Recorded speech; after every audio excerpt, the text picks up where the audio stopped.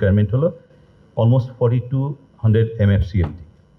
এইখানে আমরা নিজস্ব উৎপাদন 1700 সামথিং, যেটা হলো প্রতি বছর প্রায় 100 MFCD করে কমে যাচ্ছে, এবং আমরা ইম্পোর্ট করতে পারি দুটো FSRU দিয়ে 950 MFC। অর্থাৎ আমি চাইলেও গ্যাস বেশি যদি কিনতেও পারি, তা আমি কিন্তু আমার লাইনে আমি গ্যাস দিতে পারবো না। অর্থাৎ 2500 থেকে 1500 MFCD আমার শর্টফল।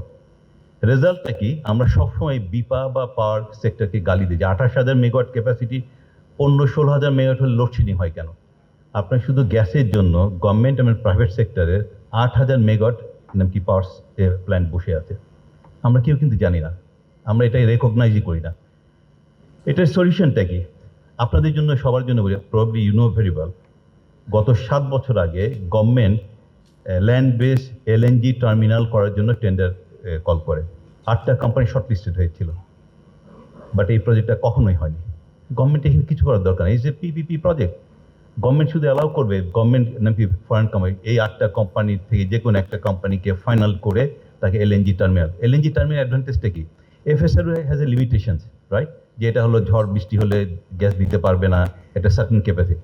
আপনার ল্যান্ড বেস টার্মিনাল হলে তো আপনি প্রচুর গ্যাস দিতে পারেন, এবং আপনি যখন এই যে just months before, the LNG price was at $10-11. Now it's at $22, more than double. So আমার যখন প্রাইস কম ছিল, আমি কিন্তু এই LNGটা নিয়ে এসে আমি স্টোর করতে পারতাম। সেই স্টোরেজ ক্যাপাসিটি আমাদের নাই। Unless you have the land base terminal, you cannot do the this storage capacity.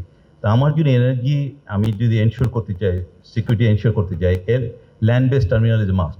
এবং ল্যান্ড বেস টার্মিনালের জন্য গত 7 বছর আগে থেকে টেন্ডার হয়ে এই প্রজেক্টটা বন্ধ। গভর্নমেন্ট ইজিলি করতে পারে। এখন যদি আমি অন্য যেটা খুব মানে মাস্ট টু হ্যাভ ছিল, গুড টু হ্যাভ, আমি কে ফোকাস করি, আমরা কিন্তু heading for the disaster situation, number 1। Number 2 হলো আপনার তেলের দিকে যদি দেখেন, আমাদের ইস্টার্ন রিফাইনারি ক্যাপাসিটি কত? 1.5 মিলিয়ন মেট্রিক টন পার ইয়ার। আমাদের লোকাল রিকোয়ারমেন্ট কত? 6.5 মিলিয়ন, অর্থাৎ প্রবাবলি 23-24% ক্যাপাসিটি। আপনারা বোধহয় পেপারে দেখেছেন বেশ কিছু আগে, অ্যারামকো বাংলাদেশে 2018 সালে অফিসিয়ালি 3 বার, আনঅফিসিয়ালি 6 বার এসছে। তারা এইখানে আমাদের সঙ্গে জয়েন্ট ভেঞ্চারে হলো তারা রিফাইনারি করার জন্য। অ্যারামকো হ্যাড এ প্ল্যান যে এইখানে বাংলাদেশের রিফাইনারি করবে, এই হাব থেকে তারা ডিস্ট্রিবিউট করবে। অজানা কারণে, হ্যাঁ অফকোর্স আমি বলবো অজানা কারণে, but we know every reason, এই প্রজেক্টটা হয়নি। সৌদি অ্যাম্বাসেডার কিন্তু উনি আবারও বলেছেন, আমাদের প্রবলেমটা কোথায়? আমাদের কোনো ইনভেস্টমেন্ট লাগবে না। এই যে এখন আমরা দেখছি যে 30,000 বা 32,000 কোটি টাকা দিয়ে আমরা ইস্টার্ন রিফাইনারিকে এক্সপেনশন করবো।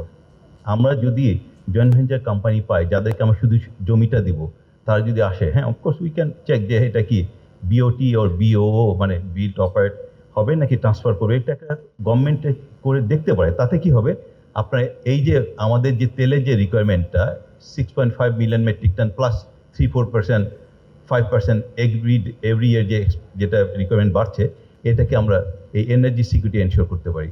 সো জাস্ট দুটো point, gas, land base terminal must, এবং তেলের জন্য রিফাইনারি মাস্ট। এগুলো ছাড়া আমরা কিন্তু যত কথাই বলি না, কোনো ইন্ডাস্ট্রি, কোনো ব্যবসায় কিন্তু হবে না।